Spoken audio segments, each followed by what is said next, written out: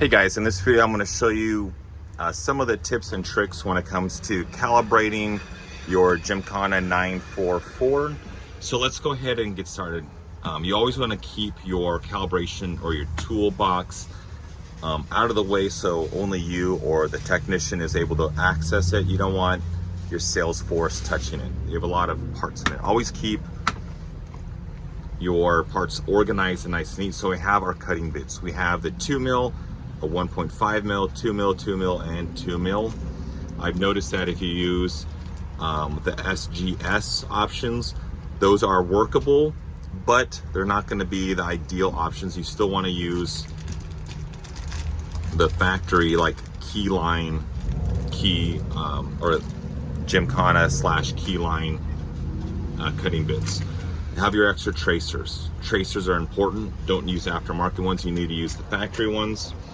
Then you're going to have your test keys with the cut codes on there. You're going to use these after calibration to verify that your Gymkana is nice and set up. You're going to have your T00. These are going to be your calibration cutting replacements. I keep the used tracers because I can rebend them and use them in a pinch if needed. I don't like throwing stuff away because those are expensive. You're going to have your calibration tool, your USB drive to update as needed. Fun fact, I didn't update my machine for about a year, had a lot of issues, and I was able to update it, and then it was able to cut a little better. Your Allen keys. For this, you only need really one Allen key. I put tape on it so I can easily find it, and that's for the jaw or for the cutter bit. You can also use this as well. So let's go ahead and I'm going to run down. I'm not going to explain all 3 steps or show all 3 steps of the calibration because it's just going to be a waste of time. But what I'm going to do is I'm going to show you the steps to begin and how to get started. So if we're going to work on the Gymkana, let's go to House, Setup, and Calibrations. So when you see the calibration options, we're gonna have tracer, tracer adjustment, and jaw setup. Touchscreen as well. You can do that whenever. So we're gonna start 1, 2, and 3. We're not gonna mix match. We wanna go in order. Otherwise, it's gonna mess up. But before we get started, you want to take the jaw out. So I'm going to use the Allen key and just loosen the screw, like 1 turn. Take it out. Get all the debris out, all the chips. Take all the chips out here.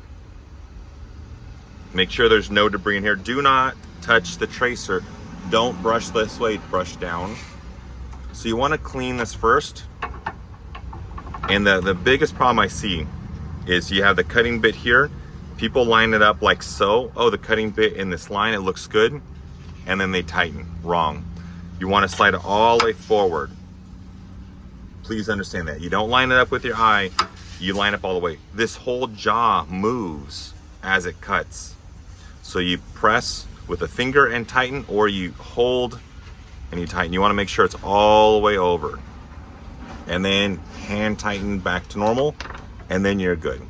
The reason why is when you're going through step 1, 2, and the third one, it's going to say remove the jaw, clean it. But if it's dirty and there's bits underneath, when you're doing this, it's going to be offset. So you clean it, start from the beginning, and go through all the steps. Then you're done. Make sure you hit the save button. So if you click on here, make sure you hit the save button when you complete it.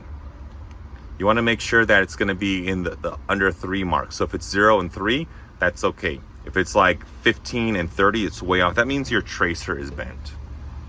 So you want to keep straightforward like that. So now once you're done with the calibration of 1, 2, 3 options, you can go back and you want to scan a key. So let's just go ahead and do a Toyota key, and let's just say it's a Camry. And let's just say it's going to be this year range. So what I'm going to do is I'm going to use the test key that comes with the Gymkana.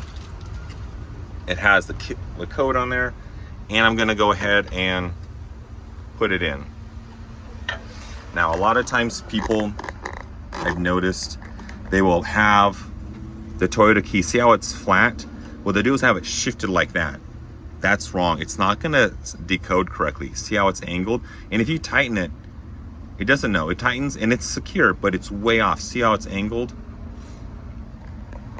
See how it's bad like that? What you want to do is loosen, make sure it's flat, and then tighten.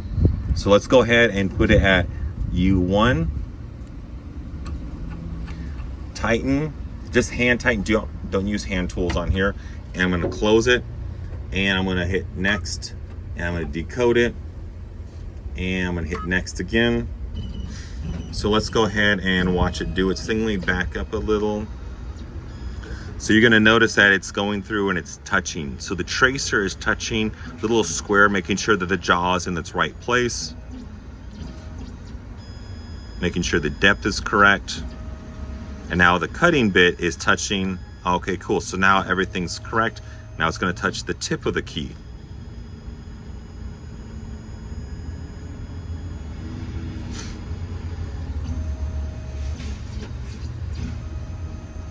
And now it's going to touch the edges, as you can see, back and forth, back and forth.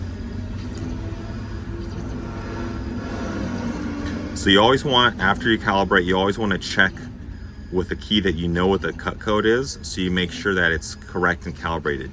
Once in a while, it'll say invalid jaw, and that means you didn't clean it or there's something wrong. So let's go ahead and check it out. So it says decoded complete, okay. So let's look at the top. It says the code is 67114, 67114. Okay, good. But let's go ahead and look at this as well. So we're gonna have, let me zoom in. We're gonna have the key. So if we look, it's flat, where it's flat, and then it goes down a little where that 2 is, and then down a little more where the 3, and then up a little 2, and then up all the way 1. The little line, it's going to be flat with that, good. And then down 3 sections of the 3, and then 4 all the way down, and then up 2. Now if you're unsure how to decode this, you can always use it by practice, or you can use a digital caliper. And simple ways, if I want to see if these 2s are the same as these 2s over here, I can measure and say, okay, it's 6.7, and over here it's 6.7. Okay, and if I look at the 3s are 5.4, and the 3 down here, it's 5.4. So I can now see that, and these numbers do not correlate with the millimeters on here, but I can see that the 2s match over here and match on here, so it's correct. And the 1 I can look at and I can see, okay, it's 8.1, and the flat over here, 8.1, 8.2, which is fine. So the 1 is correct. Now the tip is always gonna be a little different for all the key cuts, just because how the program software shows it. So that's how we want to kind of run through the troubleshooting of decoding and the machine itself when we're calibrating. So I'm gonna put that back. Kind of going back over the machine. Don't touch the tracer knob, don't touch the tracer, just leave it alone. As long as you don't mess with it, it's gonna stay calibrated for about 2 weeks to a month. If you're doing a lot of driving, there's a lot of potholes, this will loosen, calibrate it. It takes 15 minutes to calibrate, but it saves you a lot of time and energy. On the back side, you're gonna have, you can see, you're gonna have this knob back here, you press in, and that's the reset button, hard reset. And you twist it to undo it, and it pops back out. You're gonna have your tray down here. Again, do not blow into it. You want to put all the chips in there, take it and throw it away in the trash can. Now say if the power's not working, make sure that your power supply, like a laptop box, it's plugged in back there. And let me see if I can grab it for you. It will look like this. Make sure the little blue light's on, make sure it's plugged in. Again, when you're driving, sometimes it gets loose over time. Just make sure, just check your equipment, make sure everything's plugged in nice and secure. And the funny thing is, unplug it and plug it back in, and that probably works. Because maybe if it's off by a millimeter or so, it's not plugged in. Super simple. So that's how we work on the Gymkana. And then we want to put everything back and make sure it's all nice and organized. So we're gonna put all of our test keys here. We're gonna put our T00s back. It's always good to have two in case you lose one. Our calibration tool, keep it in place.